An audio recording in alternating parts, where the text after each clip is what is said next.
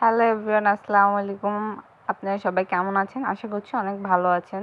আপনাদের দোয়ায় আমি অনেক ভালো আছি। আজকে আপনাদের আমি ঘরোয়া পদ্ধতিতে একটি হানি রাইস বানানোর উপকরণ দেখাবো, যেটি তৈরি করতে আপনার বাড়ির কিছু সাধারণ উপকরণ দিয়ে আপনি তৈরি করতে পারবেন। এটা 5 বছরের বাচ্চা থেকে শুরু করে বয়স্ক সবাই খেতে পারবে। এটা আপনার স্বাস্থ্যের জন্য অনেক ভালো। আমরা যেগুলো বাজার থেকে কিনি সেগুলোতে অনেক ভেজাল থাকে, আর যেটা আজকে আমি আপনাদের দেখাবো সেটা তৈরি করতে আপনার কোনো কষ্টও হবে না, দেন এটাতে কোনো ভেজালও থাকবে না, যেটা আপনি স্বাস্থ্যের জন্য ভালো।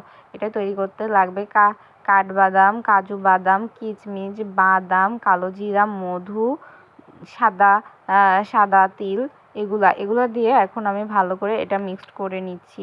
এটা মিক্সড করে যখন একটি সুন্দর লুক আসবে তখন এটা দেখতে অনেক সুন্দর লাগবে। আর এভাবে কিন্তু বাজারে ভালো করে দেয় না, বাজারেটা মানে এখানে মধুর বদলে ভেজাল অনেক কিছু দেয়।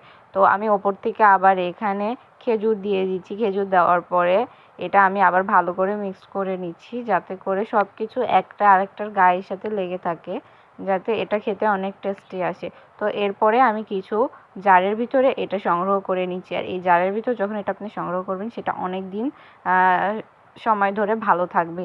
তো এভাবেই আপনারা ঘরোয়া পদ্ধতিতে বানাতে পারবেন।